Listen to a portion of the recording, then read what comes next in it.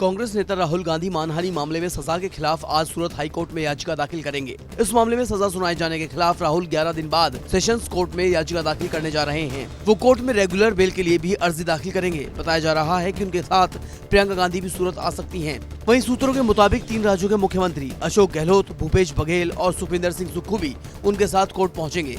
इस दौरान कांग्रेस के कई दिग्गज नेता भी राहुल गांधी के साथ कोर्ट तक जाएंगे। कांग्रेस के वरिष्ठ नेता जयराम रमेश ने एक बार फिर मोदी सरकार पर देशवासियों का फोन हैक करने का आरोप लगाया है। उन्होंने सोशल मीडिया प्लेटफॉर्म ट्विटर पर लिखा, मोदी सरकार ने पिछले चुनावों से पहले विदेशी मदद से पेगासस के जरिए देश के नागरिकों, विपक्ष, न्यायपालिका, चुनाव आयुक्त और पत्रकारों पर जासूसी की। अब चुनाव से पहले एक बार फिर विदेशी सहायता लेकर देशवासियों के फोन को हैक करने की साजिश सामने आई है। उन्होंने कहा कि ये लोकतंत्र पर सीधा हमला है। 2024 में होने वाले लोकसभा चुनाव में बीजेपी को टक्कर देने के लिए विपक्ष एक बार फिर एकजुट हो रहा है। आज दिल्ली में डीएम के चीफ एम.के. स्टालिन के नेतृत्व में महासभा होने वाली है। इसमें राजस्थान के मुख्यमंत्री अशोक गहलोत से लेकर झारखंड के सीएम हेमंत सोरेन और आरजेडी अध्यक्ष तेजस्वी यादव तक विपक्ष के टॉप के नेता एक साथ दिखने वाले हैं। सूत्रों के मुताबिक इस बैठक में आम आदमी पार्टी के संयोजक अरविंद केजरीवाल, टीएमसी अध्यक्ष ममता बनर्जी और तेलंगाना के सीएम के चंद्रशेखर राव के भी हिस्सा लेने की उम्मीद है।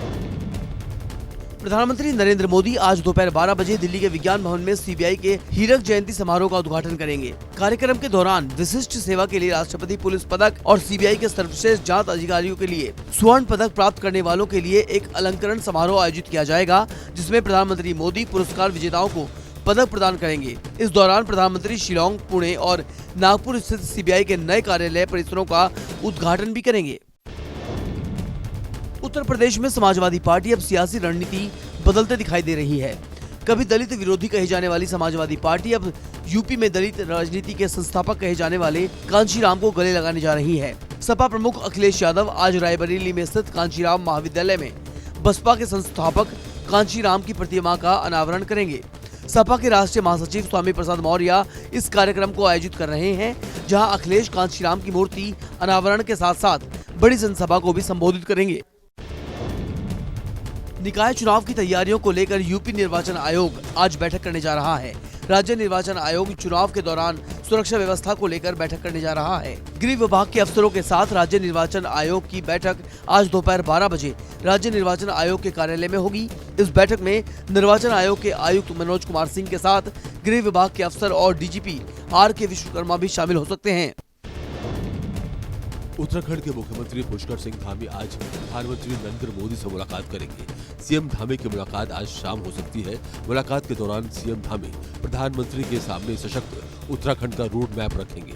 जानकारी के मुताबिक मुख्यमंत्री धामी और पीएम मोदी आने वाले दिनों में प्रदेश भाजपा के कार्यक्रमों की रूपरेखा पर चर्चा करेंगे। यही नहीं, आने वाले दिनों में उत्तराखंड में बीजेपी विधायकों, सांसदों का प्रशिक्षण शिविर आयोजित किया जाना है, जिसमें पीएम मोदी भी वर्चुअली जुड़कर विधायकों और सांसदों को जीत का मंत्र देंगे। आंध्र प्रदेश के मुख्यमंत्री वाईएस जगनमोहन रेड्डी आज अहम बैठक करने वाले हैं। इस बैठक में पार्टी के समन्वयकों, विधायकों, एमएलसी शामिल होंगे। इस दौरान जगनमोहन रेड्डी पार्टी पदाधिकारियों के साथ स्नातक और एमएलए कोटे के तहत एमएलसी सीटों के चुनाव में प्रत्याशियों की हार को लेकर चर्चा करेंगे। वहीं राज्य में अन्य पार्टियों की स्थिति को देखते हुए आगे की रणनीति पर कई अहम फैसले ले सकते हैं। नालंदा और सासाराम में हिंसा के बाद बिहार के डीजीपी आर.एस. भाटी नालंदा पहुंचे।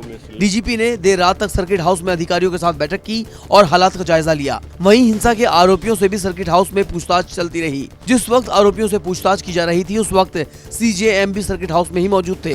सीजेएम की मौजूदगी में ही सभी आरोपियों से हिंसा को लेकर पूछताछ की गई। वहीं इस हिंसा में 80 उपद्रवियों को गिरफ्तार किया गया है। हिंसा में अब तक 109 लोगों को गिरफ्तार किया गया है, जबकि एक युवक की मौत हो गई है।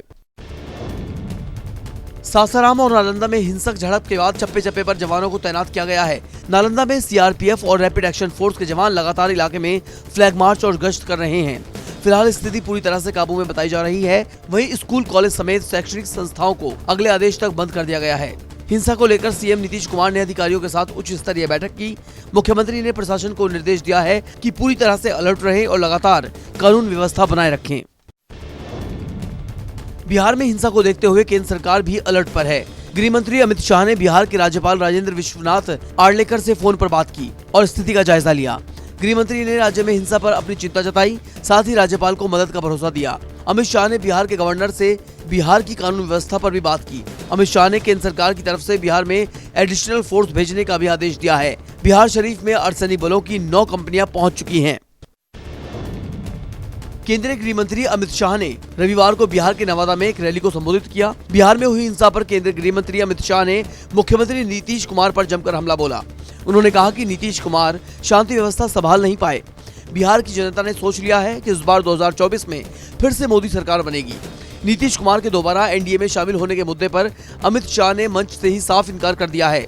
नीतीश कुमार पर हमला बोलते हुए शाह ने कहा कि बिहार की सरकार बुरी नीयत और बुरी नीति की सरकार है। मैंने सुबह गवर्नर साहब को फोन किया तो लल्लन सिंह जी बुरा मान गए कि आप क्यों बिहार की चिंता करते हो। अरे भाई, मैं देश का गृह मंत्री हूं। बिहार की कानून और व्यवस्था भी ये देश का एक हिस्सा है। आप नहीं संभाल सकते, इसलिए हम चिंता कर रहे हैं। पश्चिम बंगाल में रामनवमी के मौके पर हावड़ा में हुई हिंसा का मामला अभी थमा नहीं है कि इसी बीच हुगली में ऐसी ही घटना सामने आई है। हुगली में रामनवमी थीम पर आयोजित शोभा यात्रा के दौरान जमकर हिंसा हुई। शोभा यात्रा के दौरान 2 गुट आपस में भिड़ गए। दोनों गुटों के बीच जमकर पथराव हुआ, जिसके बाद लोगों को दौड़ते देखा गया। दरअसल ये शोभा यात्रा बीजेपी की ओर से आयोजित की गई थी। इसमें बीजेपी के राष्ट्रीय उपाध्यक्ष दिलीप घोष भी शामिल थे। बंगाल हिंसा पर केंद्रीय मंत्री अनुराग ठाकुर ने ममता सरकार पर हमला करते हुए कहा कि बंगाल जल रहा है, ममता दीदी सो रही हैं।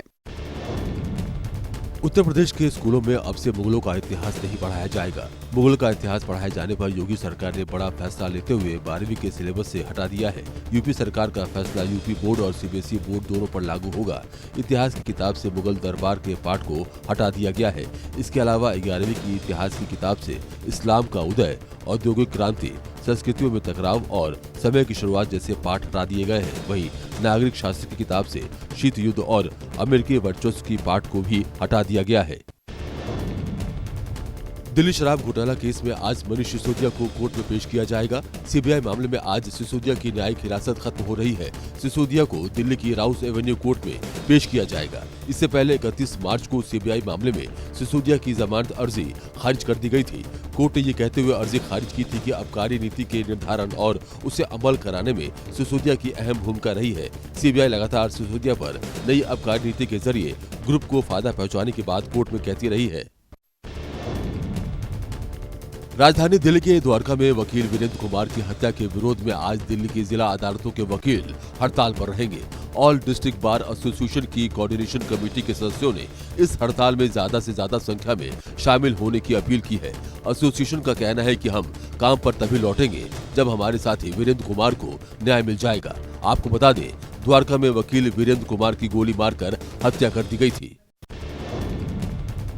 दिल्ली के मुख्यमंत्री रविवार को असम राज्य के दौरे पर पहुंचे। इस दौरान उन्होंने कांग्रेस बीजेपी पर हमला बोला और कहा कि जब जिस पार्टी को मौका मिला उसने असम की जनता को लूटने का काम किया। उन्होंने मुख्यमंत्री हेमंत बिस्वा पर हमला बोलते हुए कहा कि असम में बेरोजगारी है, असम में पेपर लीक है, कोई बच्चों के भविष्य से खिलवाड़ कर रहा है। हेमंत बिस्वा शर्मा ने कुछ नहीं किया। केजरीवाल के बयान पर सीएम हेमंत बिस्वा शर्मा ने पलटवार करते हुए कहा कि असम के हालात दिल्ली से अच्छे हैं। दिल्ली में 60% लोग नर्क में रहते हैं, असम तो स्वर्ग है। दिल्ली में झुग्गियों में 70% लोग रहते हैं और वहाँ पानी भी नहीं है। वित्त वर्ष 2024 के लिए रिजर्व बैंक की अगली मॉनिटरिंग पॉलिसी बैठक आज से शुरू हो रही है। 3 से 5 अप्रैल के बीच हो रही इस बैठक पर सबकी निगाहें हैं। पिछले महीने federal reserve, European central bank और बैंक ऑफ इंग्लैंड ने इंटरेस्ट रेट में 25 बेसिस पॉइंट, 50 बेसिस पॉइंट और 25 बेसिस पॉइंट की बढ़ोतरी की थी। वहीं फरवरी महीने में रिटेल इन्फ्लेशन रेट 6.4% रहा। जनवरी में ये 6.5% रहा था। बेमौसम बरसात से एक तरफ किसानों को भारी नुकसान का सामना करना पड़ा है, वहीं मौसम विभाग के अलर्ट ने एक बार फिर देश के किसानों की चिंता बढ़ा दी है। मौसम विभाग का कहना है कि आने वाले कुछ दिनों तक बारिश और आंधी तूफान का सिलसिला जारी रहेगा। 5 अप्रैल तक तमिलनाडु, केरल, आंध्र, तेलंगाना, कर्नाटक में बारिश के साथ तूफान की संभावना है। दिल्ली एनसीआर समेत उत्तर भारत और दक्षिण भारत में भी आंधी तूफान और बारिश का अलर्ट जारी किया गया है। मौसम विभाग के मुताबिक आज से 5 अप्रैल तक हर रोज तेज बारिश और तूफान का अनुमान है। उत्तराखंड के पहाड़ी इलाकों में बर्फबारी का दौर जारी है। केदारनाथ धाम में एक बार फिर से बर्फबारी हुई है, जिसके बाद केदारनाथ धाम बर्फ की सफेद चादर से ढक गया है। साथ ही आसपास की चोटियां भी बर्फ की चादर से ढक गई हैं। बर्फबारी के बाद धाम में तापमान और भी नीचे आ गया है। वहीं बर्फबारी के चलते धाम में चल रहे कामों पर भी इसका असर पड़ा है। आपको बता दें, इसी महीने केदारनाथ धाम के कपाट खुलने वाले हैं, जिसके मद्देनजर केदारनाथ धाम में काम जोर शोर से चल रहा है। मसूरी देहरादून रूट पर एक रोडवेज बस के अनियंत्रित होकर खाई में गिरने की खबर सामने आई है। वहीं इस हादसे में 2 लड़कियों की मौत हो गई है, जबकि बस में सवार घायल यात्रियों का इलाज अस्पताल में चल रहा है। आपको बता दें, मसूरी देहरादून रूट पर एक रोडवेज बस के अनियंत्रित होकर 150 फीट नीचे खाई में गिरने के बाद आईटीबीपी के जवानों ने राहत और बचाव कार्य शुरू किया, जिसके बाद 26 लोगों को सुरक्षित बाहर निकाला गया। साथ ही घायलों को इलाज के लिए अस्पताल में भर्ती करवाया गया। हालांकि इस हादसे में 2 लड़कियों की मौत हो गई। वहीं उत्तराखंड के मुख्यमंत्री पुष्कर सिंह धामी ने बस हादसे पर दुख जताया है। उत्तराखंड सरकार 4 धाम यात्रा की तैयारियों को अंतिम रूप देने में जुट गई है। मुख्यमंत्री पुष्कर सिंह धामी के निर्देश पर सभी विभाग यात्रा शुरू होने से पहले सभी व्यवस्थाएं मुकम्मल करने में जुटे हैं। इस बार 22 अप्रैल को गंगोत्री और यमुनोत्री धाम के कपाट खुलेंगे, तो वहीं 27 अप्रैल को बद्रीनाथ धाम के कपाट खोल दिए जाएंगे। कोरोना के मामले देश में फिर से बढ़ रहे हैं, जिसे लेकर प्रशासन पूरी तरह से अलर्ट है। वहीं पिछले साल की तुलना में इस बार यात्रियों की संख्या में भी इजाफा हो सकता है, जिसे देखते हुए सरकार इस बार कोई कसर नहीं छोड़ना चाहती है। रॉयल चैलेंजर्स बेंगलोर और मुंबई इंडियंस के बीच रविवार को बेंगलुरु के एम चिन्नास्वामी स्टेडियम में कड़ी टक्कर देखने को मिली। इस मैच में आरसीबी के ओपनर्स विराट कोहली और डुप्लेसिस ने छक्कों में डील की। दोनों बैट्समैन के बीच शतकीय साझेदारी देखने को मिली। इस सीजन का आगाज आरसीबी ने जीत के साथ किया है। इस मुकाबले में डुप्लेसिस की कप्तानी वाली टीम ने 8 विकेट से एक तरफा जीत हासिल की। विराट कोहली ने 49 गेंद में 89 रन की नाबाद पारी खेली। मुंबई के 172 रन के टारगेट का पीछा करने उतरी आरसीबी ने मुंबई को एक तरफा मात दी। पिछले सीजन की फाइनल में पहुंचने वाली राजस्थान रॉयल्स ने नए सीजन की शुरुआत शानदार जीत के साथ की। राजस्थान रॉयल्स ने टॉस हारने के बाद भी बेहतरीन बल्लेबाजी की। टीम के 3 बल्लेबाजों ने 3 अर्धशतक लगाए। बटलर और यशस्वी की सलामी जोड़ी ने 85 रनों की साझेदारी की। इसके बाद कप्तान सैमसन ने भी धुआंधार 4 छक्कों और 3 चौकों की मदद से 55 रनों की शानदार पारी खेलते हुए अपनी टीम को 200 रनों पर पहुंचा दिया और हैदराबाद की टीम को उन्हीं के होम ग्राउंड पर करारी शिकस्त दी।